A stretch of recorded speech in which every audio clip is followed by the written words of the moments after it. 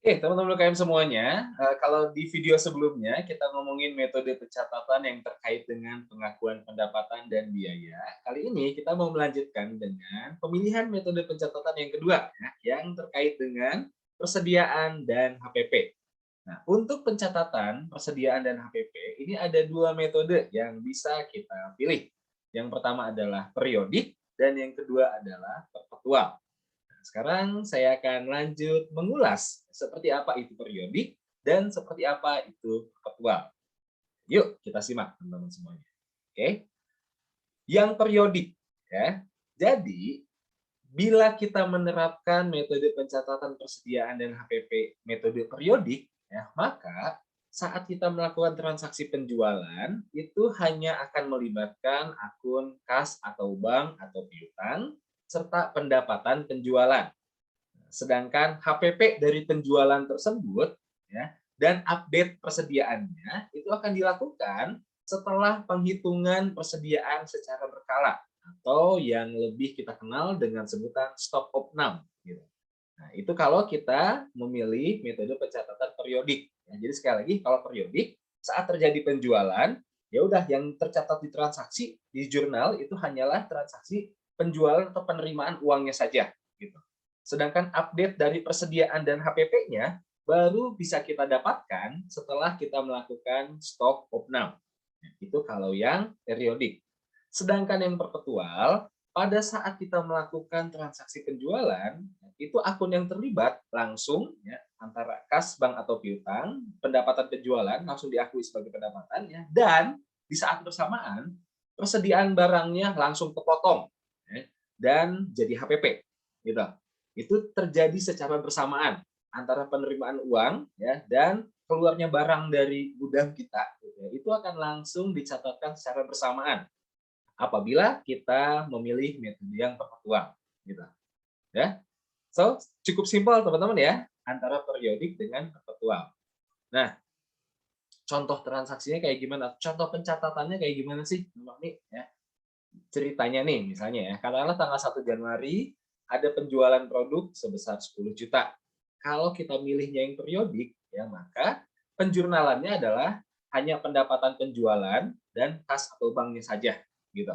Ya, pendapatan penjualan di kredit, kas banknya di debit.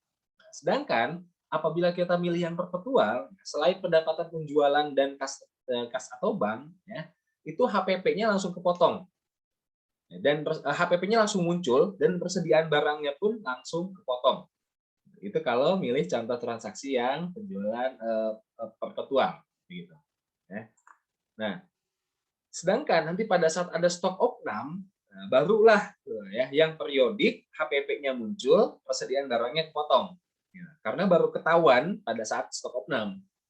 Ya, sedangkan untuk yang memilih perpetual saat stok opnam, nah, tidak ada penjurnalan begitu ya. Nah, itu adalah perbedaan contoh pencatatan pada transaksi yang sama antara metode periodik dengan perpetual. Kemudian pros and cons untuk periodik perpetual ini apa? Untuk periodik, pros-nya tentu saja adalah lebih mudah dalam mencatat transaksinya. Karena apa? Karena pada saat terjadi transaksi penjualan tidak perlu untuk langsung update persediaan, gitu. Ya, jadi saat melakukan penjurnalan untuk transaksi penjualan, bila kita menerapkan metode periodik, ya, penjurnalannya itu hanya untuk penerimaan uangnya saja atau pendapatannya saja. Ya, update persediaannya belum butuh untuk dijurnal. Namun konsnya adalah informasi HPP dan persediaan baru dapat diketahui pada akhir periode ketika melakukan penghitungan persediaan atau stok opnam. Nah, jadi ya, bila kita menerapkan periodik, si HPP-nya itu ya, baru muncul ya setelah stok opnamnya selesai. Kalau misalnya stok opnamnya dilakukan sebulan sekali, misalnya, ya, maka pembebanan HPP-nya baru bisa kita dapatkan sebulan sekali juga, gitu. Nah, itu adalah cons untuk yang periodik. Dampaknya apa sih? Gitu ya. Dampaknya adalah nilai dari laba rugi yang kita dapatkan di periode tersebut itu tidak real time, gitu. Ya, baru betul-betul diketahui akurat, baru betul-betul didapatkan nilai laba rugi yang akurat setelah stop opnamnya selesai. Oke, itu adalah pros and cons untuk yang periodik. Nah, sedangkan untuk yang perpetual, ya, pros-nya adalah HPP dan persediaannya dia selalu update dalam setiap transaksi. Sehingga setiap kali terjadi transaksi penjualan, ya, HPP-nya juga langsung dibebankan, sehingga laba ruginya pun lebih real time. Gitu.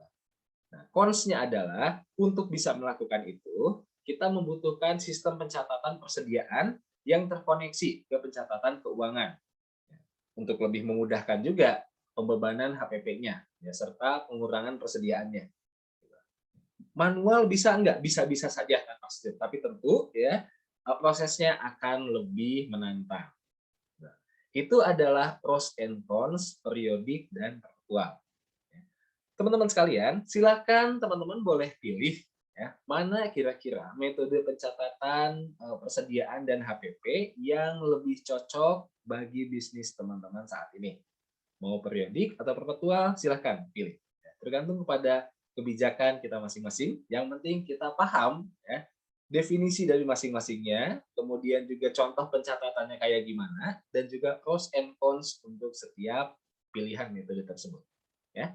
So, teman-teman sekalian, kalau teman-teman sudah menentukan, ya, apakah saya mau cash basis atau mau accrual, apakah saya mau periodik atau perpetual, kalau teman-teman sudah melakukan itu, maka artinya langkah ketujuh sudah tuntas teman-teman lakukan. Maka kita akan lanjut ke langkah yang berikutnya, yaitu penjurnalan. Silakan lanjutkan atau saksikan video yang berikutnya. Terima kasih banyak teman-teman semua.